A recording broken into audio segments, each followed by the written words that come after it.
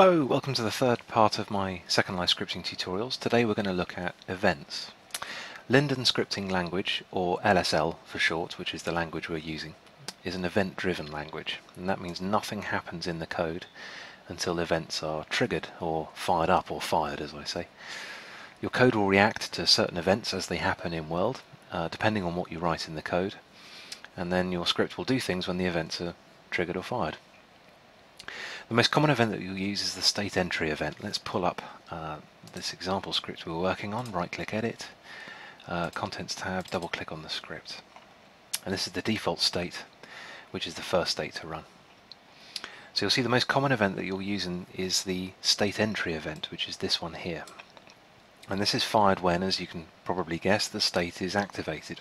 When this default state first starts, the state entry event is fired, and then our code here will run. If your state entry event is in the default state, then this is the block of code that will first run when your script first runs. Everything we write in Linden Scripting Language is using events. We have to wait for things to happen before our code can do stuff, and then our code will react to events that happen in world. Very quickly, this is useful because it keeps lag really low. If I close this edit window, you can see this prim, it's not doing anything, it's just sitting there doing nothing, and therefore it's causing very little lag on the sim. It's still easy for me to move around. You can have thousands of scripts on a sim that are just sitting there doing nothing. They're idling, they're just waiting for things to happen. Now if I click on this prim, it should have said something. I don't know why it didn't say anything. Yeah, it should have said something. Maybe I didn't compile it properly, but it's waiting for me to touch it. And when I touch, it should say touched in the local chat, and that's responding or reacting to an event that's firing. So what events are there? Well, we've got the state entry event here. Touch start is a good event to use. This is fired when any avatar touches the object which your script is in, like I just tried to do. You can do clever things here, like you can find out who touched it, or how many people are touching it at the same time. You get a variable here, which we'll cover later, telling you how many people have touched it. There are other events for when people talk in local chat, or when people say commands on specific channels, like /1A to adjust your position in a chair. That's firing an event in the chair. Or when people click on dialog buttons, or when they bump into your object, or touch certain parts of your object. For things like control panels and HUDs, you've got, obviously it's one prim, but you've got lots of buttons in a texture, and you can find out where people have touched.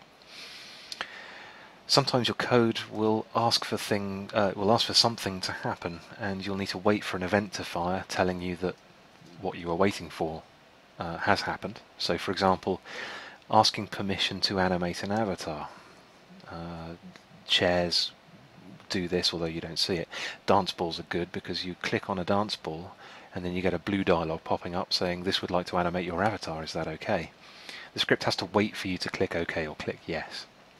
And then when you click yes, an event will fire in the dance ball, and it knows that you've agreed and you've given it permission, and then it can carry on and it can animate you and give you dances or a menu or anything like that. Sorry, I'm just looking at my notes.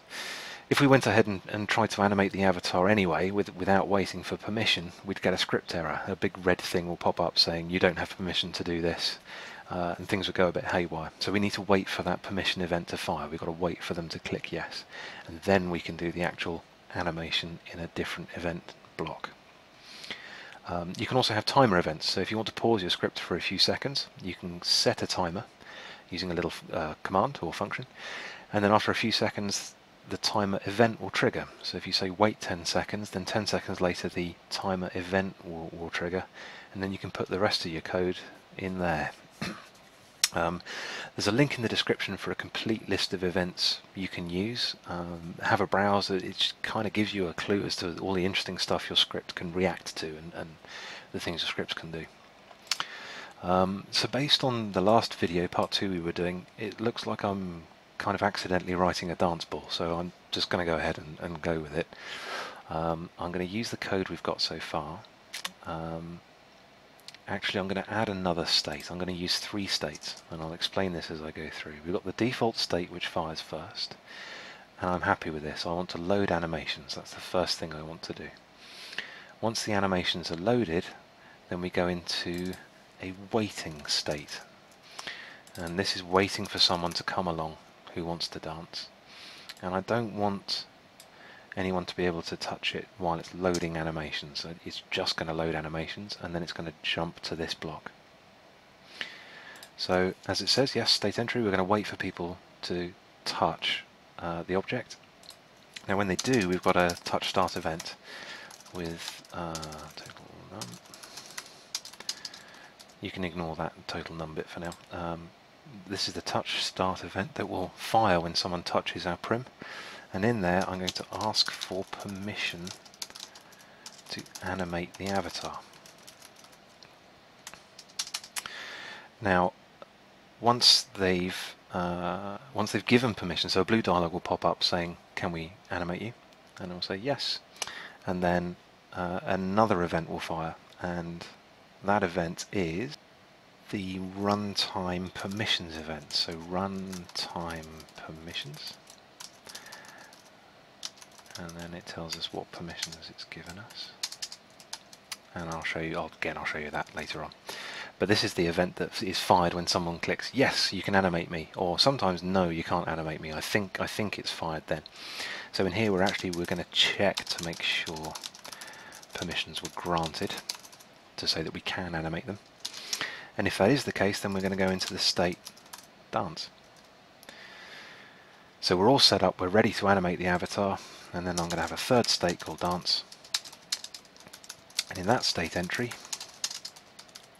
we're going to animate the avatar, and this will do the actual dancing itself.